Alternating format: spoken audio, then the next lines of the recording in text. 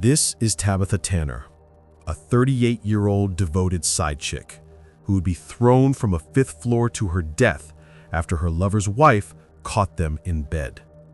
On the evening of July 8, 2022, at 6:30 a.m., Chicago police would arrive at a chilling scene at the 4500 block of North Magnolia. They found the lifeless body of 31-year-old Tabitha Tanner in the alley behind an apartment building. But what investigators uncovered next would rock the entire community. The previous evening, surveillance footage revealed Tabitha entering the building with a man who, from all appearances, seemed to be her lover. Little did she know, that fateful day would be her last. As the night unfolded, another camera captured a haunting image. At 10:59 p.m., Tabitha's naked body was seen falling from the building, lifeless and discarded like a broken doll. But that was only the beginning. The real horror came when investigators pieced together the rest of the story. A doorbell camera would reveal a shocking twist. Tabitha had been thrown from the building's fifth floor by her lover's wife who had caught them in bed. What led to this brutal crime? And what was the final deadly spark that turned a night of infidelity into a horrific tragedy? But before that, let me take you back to the city where it all began. Chicago, Illinois, the city known for its towering buildings and rich culture, is also marked by its struggles with crime. The bright lights of the city can sometimes hide the dark corners where lives are upended by violence and betrayal. One of those dark corners would be where Tabitha's tragic end began, a story that would soon haunt the city and ripple through the lives of those who loved her. She was a very sweet lady. She would do anything for anybody. My grandkids are crazy about her. 30-year-old Tabitha Tanner was born on December 6, 1988 in the heart of Chicago. Raised by Antoinette Tanner and Larry Jackson, she grew up surrounded by a supportive family. Even though she faced the painful loss of her biological father at an early age, Tabitha's life remained rooted in love, especially with the strong presence of her mother and stepfather, Ben Worrell. From the beginning, she was a woman who valued the importance of family and community. Tabitha carried herself with a boldness that inspired those around her.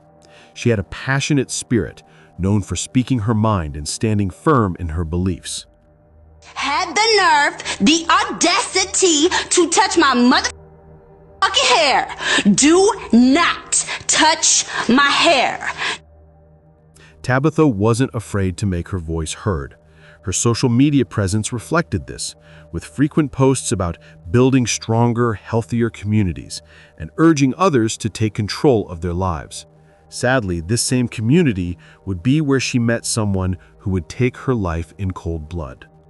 Tabitha was an advocate for wellness, both physical and mental, and often shared her thoughts on raising a better future for the next generation.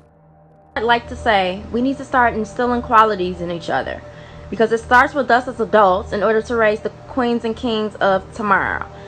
And we need to just conquer jealousy. Come on, it's just not fair. It's not right to each other. It's not humane to do something like that. We can't just walk all over each other and expect to sustain unity. It's just not going to work like that. Please get it together. Also, this poor education thing. Come on. Like, we need to educate ourselves and try to do something. So what? You're going to go to jail? What is your plan? You're going to go to jail, or you're going to like something bad is going to happen? What fate do you have without an education, or without, what are you going to do? Are you going to go to the army? Are you going to open a business? Are you going to, what are you going to do? Are you going to try to find a job? Are you, think of long term, think of longevity. What are you going to do to manifest a healthy lifestyle? Come on. What do you think is going to happen? Okay, this is a big one. Our babies that are not talking when they should talk. And so now the parents get mixed messages. The mom doesn't even know if the baby needs to tell her something that's going on, or like, what's up. You have to start teaching them how to talk soon. And if they're not talking on time, welfare definitely offers. Get to your local welfare office and ask for some info. They offer free speech therapy, so please look into it. It is so important. Please look into it. Also, be very mindful of who you leave your kids with. Do not leave your kids with just anybody. You never know the message that they relay to them. Please. Thank you so much. God bless. But Tabitha's life was not just about activism. She was also an entrepreneur, running her own small business selling shea butter products that promoted natural body care and self-love. This business represented much of who she was, a woman deeply connected to wellness, self-empowerment, and helping others embrace their true selves. Despite her outward confidence, Tabitha, like many others, sought love and companionship. But there was a problem.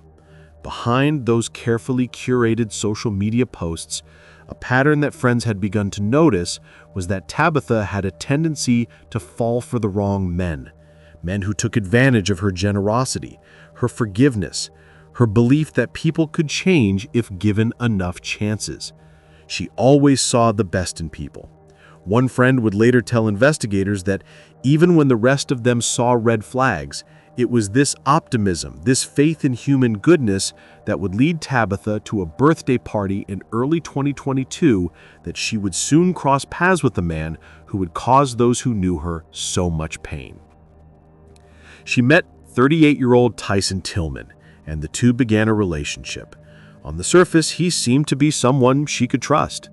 To his neighbors on North Magnolia Avenue, Tyson was just another face in Chicago's bustling uptown neighborhood. Quiet, the kind of person you pass in the hallway without second thought. Y'all know what it is. Can't make this shit up. That's how we doing it. Can't make this shit up. Oh yeah, buddy. My cake though. My cake at? He was a high school graduate from Collins High School and briefly attended Lakeland College before dropping out to start working. But behind his charm and good looks, he had a troubled past. He had served time in prison for drug-related offenses.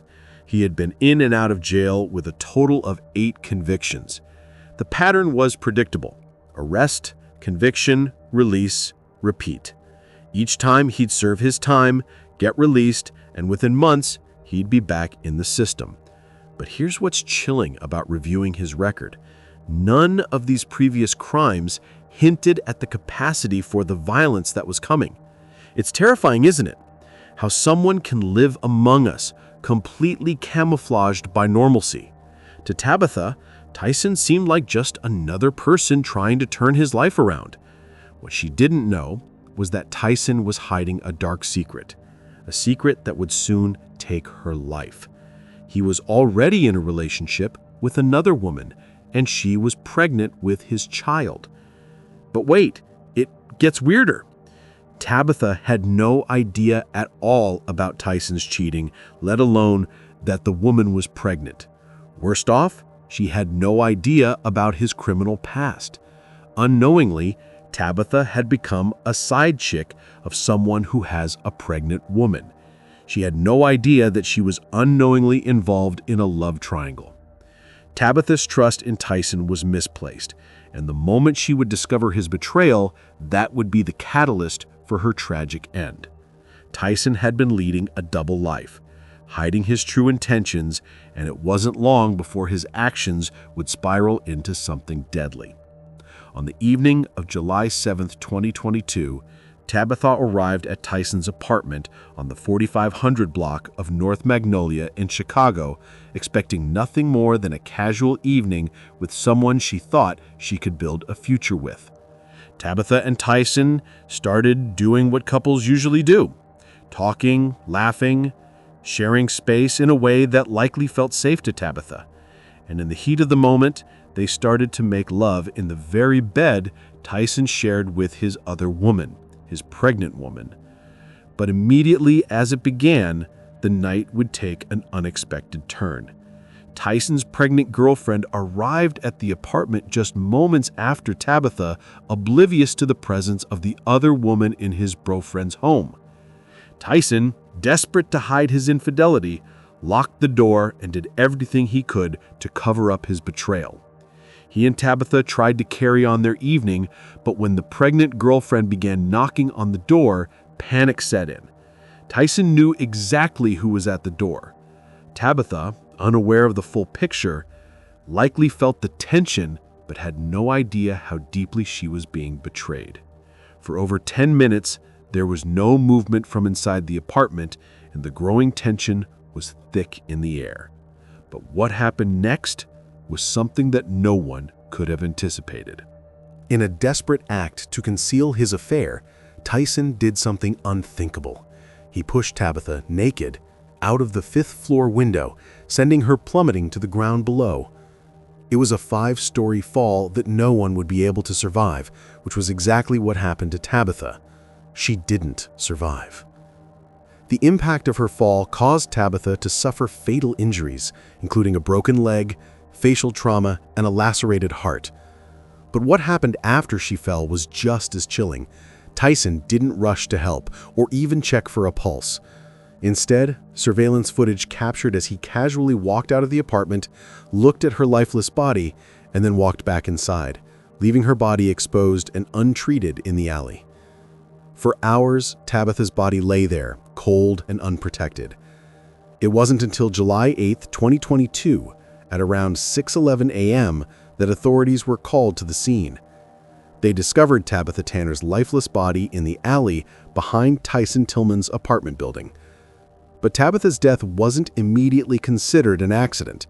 The police were quick to realize that this was a homicide, and it wasn't long before they zeroed in on Tyson as the prime suspect. But when Tyson would be brought in for questioning, would give a shocking recount. He claimed that he had no knowledge about the situation, denying any involvement in Tabitha's death. But as he was pressed for the truth, he would yet again change his story. This time, he would admit that he and Tabitha were involved in a physical altercation in the apartment, and that was when Tabitha's clothes came off before she fell from the window. But this explanation made no sense to investigators. That was until they would find something alarming. Investigators uncovered a surveillance video from the night of the incident. The footage showed Tabitha entering the apartment, looking like any other woman spending time with someone she trusted.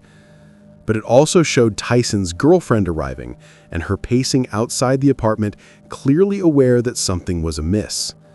What followed in the video was even more damning. Tyson was seen exiting his apartment and standing over Tabitha's body, confirming that she was indeed dead. Then, as if nothing had happened, he returned inside without any remorse or urgency. This footage was the turning point in the investigation, proving that Tyson was directly involved in the death of Tabitha Tanner. Tyson's fate was sealed when he made a phone call from the police station. While speaking on the phone, he confessed, "I threw the bitch out the window." Little did he know, a police officer was close by, and his chilling statement was captured on body cam. This confession left no room for doubt, and the case against him grew stronger. Tyson Tillman was arrested for first-degree murder and charged with the death of Tabitha Tanner. His criminal history and lack of remorse made it clear that he was not only dangerous, but also indifferent to the life he had taken. As Tyson Tillman faced the consequences of his violent actions, the city of Chicago, as well as Tabitha's family and friends, were left grappling with the aftermath of her tragic death. The arrest of Tyson for first-degree murder marked a pivotal moment in the fight for justice, but the journey toward holding him accountable was far from over. When Tyson was brought before the court for his first hearing on July 10, 2022, it was clear that the weight of the charges he faced was immense. The evidence against him was overwhelming. Surveillance footage, his own chilling confession, and the lack of any remorse on his part. He was denied bond and taken into custody, where he remained as the legal process unfolded. During his court appearance, the public defender tried to argue that it was too early to determine if Tabitha's death was indeed a murder. The defense suggested that there might be an alternative explanation for what happened, even going so far as to speculate that Tabitha may have fallen from the window on her own. However, the judge overseeing the case was not swayed. Not only did Tyson's criminal history, 8 prior incarcerations for drug-related offenses, paint a picture of a man who had been caught in a cycle of destructive behavior, but his actions immediately following the death showed no signs of remorse or human decency. The judge, after hearing the defense's arguments, ordered that Tyson Tillman be held without bond. This decision was a direct result of the disturbing evidence that had emerged, including the body cam footage of Tyson's chilling confession and his lack of empathy after the murder. The judge emphasized that the nature of the crime, along with Tyson's history, warranted no leniency. With no bond granted, Tyson remained in custody, awaiting trial. But this isn't an isolated case. A search of the Cook County Medical Examiner's online records revealed 8 other homicides in which the victim died due to a fall from a height, some of which involved victims who were escaping intentionally set fires, and other factors. Tabitha's death is only the second apparent case of defenestration in the database, which dates back to 2014. For Tabitha's family, the reality of their loss began to settle in. The hurt and betrayal were compounded by the knowledge that someone who was supposed to be trustworthy had stolen the life of their loved one. They were left to try and make sense of a tragedy that seemed to have no rational explanation. Her friends, family, and community mourned the loss of a woman who had so much to offer the world. Tabitha's death sparked renewed conversations about domestic violence, betrayal, and the dangerous consequences of living in toxic relationships. The community was equally devastated. Tabitha was a vibrant advocate for change. She had made it her mission to inspire others to live better lives, to rise above jealousy, negativity, and struggles with education. Her expected and brutal death brought to the forefront the importance of addressing domestic violence and the steps that need to be taken to protect people from situations like this. In response to this growing awareness, Tabitha's family and friends decided to hold a vigil at the very alley where her body had been discovered. The scene of her tragic fall became a place of remembrance, where candles were lit and balloons were released to honor her memory.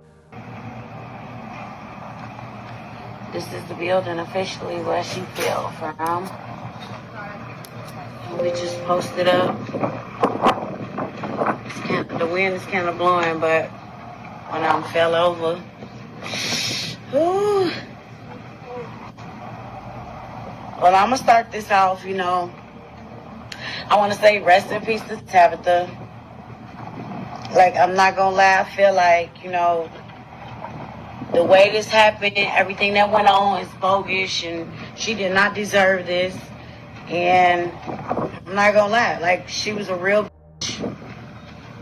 She showed a lot of females a lot of things, and she did not deserve this. So we here just to pay our respects to her and her family, and say rest in peace to her, and hopefully she in heaven and everything is better right now.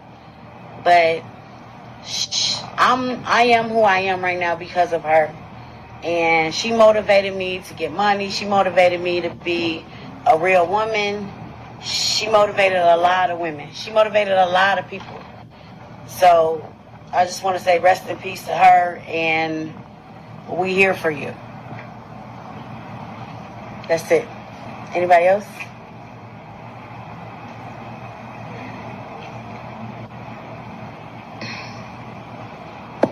It wasn't really nothing out here, but we had to come bring something out here for her. The way you did it was real bogusly. I can't believe it, but we definitely here for you. We up north. This is the 5-story building. Here's the caution tape. I don't know if this is what she feel or what, but we just want to pay our respects. Outside of everything you was going through, your mental health issues, all of that stuff, she was a real. She could have went anywhere. She could have did anything she wanted to do. But it was just these niggas. These niggas were stopping her from doing what the she wanted to do. Thank you, everybody. Yes, rest in peace to her. Her loved ones spoke out about her life, her joy, and the way she had impacted everyone around her. One of her close friends described Tabitha as a person who radiated love and light. They said she was the kind of woman who would always lift others up, and her passing left a void that could never be filled. Tabitha's tragic story also served as a call to action. It highlights the unseen dangers of relationships built on deceit and dishonesty, as well as the devastating impact of unaddressed violence and betrayal. Her death was not just a random act of violence. It was the consequence of a man who refused to take responsibility for his actions and instead chose violence to conceal his wrongdoings. As Tyson awaited his trial, the Chicago community rallied together, determined to ensure that Tabitha's story would not be forgotten. The conversation about domestic violence grew louder, with many calling for stronger protections for victims and greater accountability for perpetrators. It was a story that had sparked outrage, but also hope that change was possible and that Tabitha's life would be a catalyst for the conversations that needed to happen. In the eyes of the law, Tyson was guilty of first-degree murder, and the evidence spoke volumes. But the road to justice would not be a quick one. The court system, with its often slow and complex procedures, meant that the case could drag on for months, possibly even years, before a final verdict was reached. In the meantime, Tabitha's family was left to process the trauma of what had happened, while also standing strong in the belief that justice would prevail. As the community continued to rally for justice, Tabitha's story began to resonate beyond the walls of the courtroom. It sparked important conversations on social media, in local communities, and even in national discussions about domestic violence. Her death was an example of how toxic relationships can escalate into violence, and how unresolved issues, whether it be jealousy, infidelity, or emotional neglect, can lead to tragic outcomes. Tabitha's life, her fight for a better future, and her advocacy for those suffering in silence made her a voice for many who had no voice. Her family remained resolute in their commitment to ensuring that Tabitha's death was not forgotten, that her legacy would continue to inspire change, and that those who loved her would carry on her mission. Through their grief, they found the strength to speak out and advocate for others caught in similar cycles of abuse. They shared their stories, spoke to the media, and worked tirelessly to ensure that the conversation about domestic violence remained front and center in the public's mind. Let us not forget Tabitha Tanner. Let us honor her memory by continuing to fight for justice, for the protection of the vulnerable, and for a world where no one has to suffer in silence. Let her life and death serve as a reminder to speak up, to support those in need, and to never ignore the signs of violence or betrayal. What do you think about it? Let us know in the comments below. And if you found this story intriguing, please like, share, and don't forget to subscribe for more stories like this.